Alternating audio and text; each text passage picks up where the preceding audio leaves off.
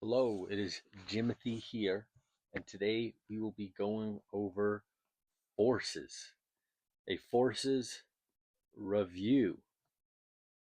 And in this review, since it is a review, we're going to start out with talking a bit about coordinate systems.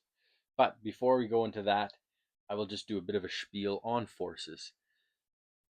I'm going to go slow and kind of talk and build conceptually because I find in lots of cases people might intuitively understand forces, which is great, or they just take and try to memorize a force is this and this without actually understanding it. So we're going to just try to build a bit more intuition around forces, and that should be able to help you solve your problems more confidently and just be able to understand what is going on a bit better and apply it to problems. Overall, giving you some good confidence. So, with that, if we have a friend, just a little thought, we have a friend and he's holding a map and he has no idea where he is, right? He knows he's right here on the map, and you know he's on the phone with you, and you know that he needs to get to a location here, and you know where it is, but he can't find it on the map, and you know which way he's facing. How are you going to tell him where to look on this map? How are you going to direct him? If he's looking at where he is, how are you going to direct him to move his gaze over here to find this point? Well, we know maps have a compass, and so most people would tell them, well, you are right here at that red dot, and you want to look northwest. Look northwest to the edge of the map. And there in that area, there should be something named green dot, let's say. And to go further, if you knew exactly the direction, you could say, look, 2 units west and 1 unit north. And 1 unit north, right? And that then would allow your friend Jimbo to direct his gaze 2 units over and 1 unit up to find that thing. So in this case, what is that compass? Well, that compass, the compass acts as a reference point and is a baseline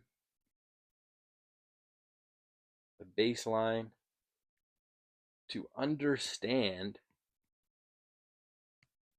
the position of things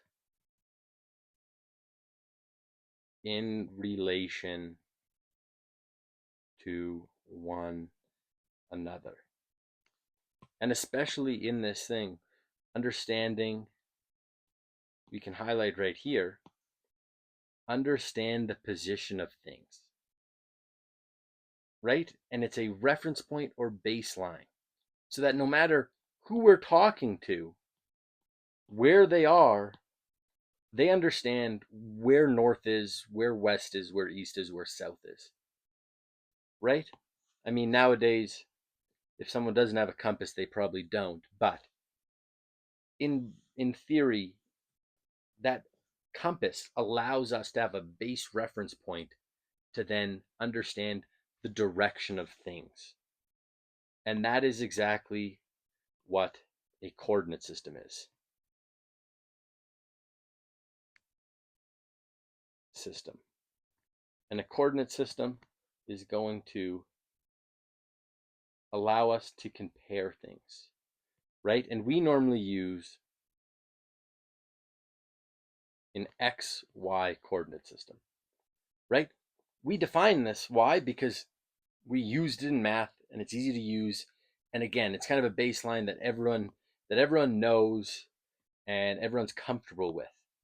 However, we could make our own coordinate system, such as an NT coordinate system, which is also used, maybe in this or another class or classes in the future, right? And in both of these cases, what do they tell us? Well, they tell us direction, right? If we have a force vector here, and you express it in fx, fy, anyone knows what direction that is pointing, right? And that goes for any vector you have. If you have a force vector here or somewhere here, we'll move this nt out of the way, we all know that these have an x component. They all have part of that is in the x and can be defined in the x, as well as that y component, right?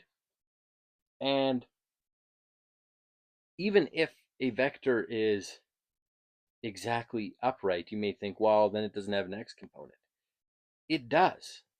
In this case, this purple one, fx, fy is going to be that green vector, but fx is a vector of 0, right? So it still exists, but it's just not in that direction. It's just 0, right? So no matter what vector of force you have, if you have a coordinate system, that coordinate system allows you to tell and communicate the direction no matter where it is. Wherever I put this, it's still 2 units to the right, to the x, and 3 units up, no matter where it is, right? And we can think of force vectors in particular of being the sum, force vectors are the sum of a force in the x direction and a force in the y direction, right? Again, we can probably get rid of this guy, right? So here, when we have the force, if we remember our vector addition, it's the tip to tail method, right? If you have two vectors, a and b, a plus b equals, let's say, d, that d vector is tip to tail, right? Or you align these vectors tip to tail, and then you draw that vector there. So same thing for forces. Any force vector, right, you're going to have a y vector plus a x vector. And that gives you the nice force vector we get. Sorry, I need to get my calculator ready without exiting the screen. So if I'm given a force, and I'm told a force at 30 degrees from the x-axis, from the positive x-axis, and its magnitude, which can be written as this, these two lines mean magnitude of, we'll say, 400 newtons. And you want to find the x and y components of the force. So here, find the x and y. How do we do that? Well, we can draw our coordinate system. We know that's the positive x, that's the positive y, and we will draw our force vector, which we know is 30 degrees. So we know that it's going to be made up of a y vector and an x vector, right? And so if we want to drag this over here, we can. We can duplicate that, keep that over there. We can. And what do we have here? Well, it's lucky because we know x and y are 90 degrees apart. So we have a right triangle. And if we label our triangle, this is our adjacent side to that angle, opposite side, and hypotenuse, right? So if we want A, we know SOHCAHTOA. So cos theta, which is cos 30, equals ka, equals adjacent over hypotenuse.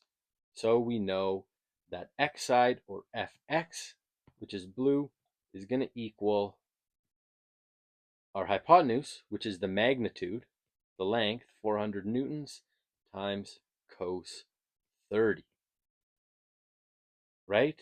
And with that same logic of sine being sa, or so fy, we know is going to be 400 times sine 30, right? And that makes sense, right? And if we put that into a calculator, make sure you're in degrees mode, we have 400.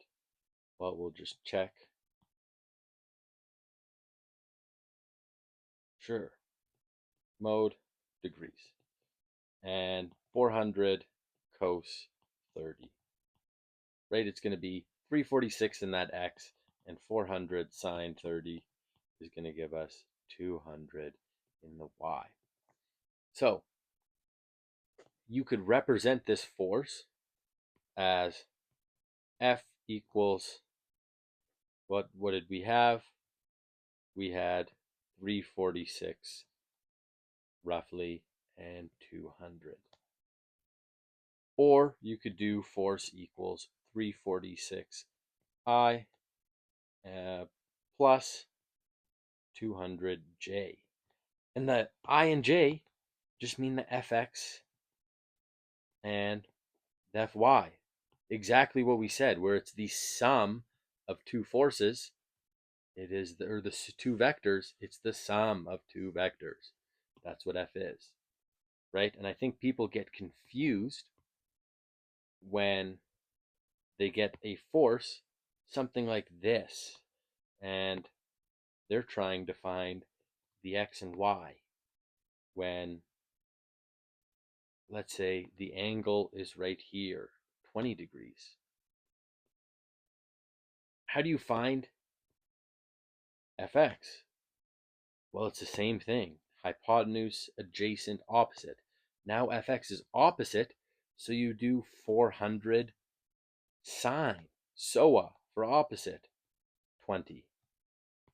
And Fy is adjacent to that angle, so it's 400 cos 20. And in this case, we know that's a negative direction, so it's negative 400 cos. Right, and if we were to find, we want to find that magnitude formula is just this. Fx squared plus Fy squared. Why? Because it is the same as c squared equals a squared plus b squared, which we know is the same as our triangle. Oh no, it's Pythagorean's theorem. So these are just triangles. It's all stuff you've seen, and you're just applying and adding a bit of value to it. So this case, fairly easy and fairly straightforward. And we'll do one quick example. Well, now we are given y, let's say 200 newtons. We already had that, but this x will be 300 newtons, and we want to find fx's magnitude and angle. How do we do this? Well, we know from our equation that F equals 200 squared, or 300 squared plus 200 squared, square rooted. And again, SOHCAHTOA. What is TOA? Tan theta equals adjacent over opposite, or opposite over adjacent, TOA. And therefore, tan inverse is going to be opposite over adjacent equals theta. These two just switch when you put this one up here, right? And so doing that, tan, we have second for inverse tan, and we know opposite is 200 divided by adjacent, which is 300. And that gives us 33 degrees. So therefore, we know theta is equal to 33.7 degrees. And magnitude, we can do square root of 300 squared plus 200 squared.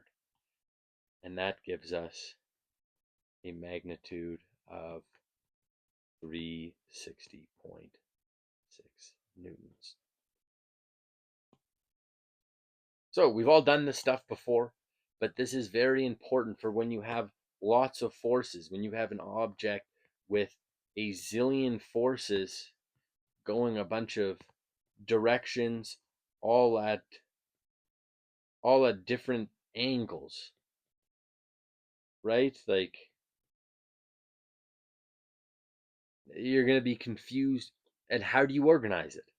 You're taking chaos and you're just grouping it, right? You have your y components here, and you're basically just grabbing them. Oh no. And I do it. Grabbing them and adding them together to give you other vectors. Give you the final vector in the y direction plus the final vector in the x direction, which will give you some final vector. So stay tuned for the next videos. If you have any questions or want me to go over anything further, please ask. This was a review, so hopefully this is all familiar to you. I just wanted to add this coordinate system thing to understand why we need x and y, and why those coordinate systems are relevant. And hopefully that helps you kind of conceptualize forces and the directions they have and that meaning. So thank you again. Any questions, let me know. Have a good one.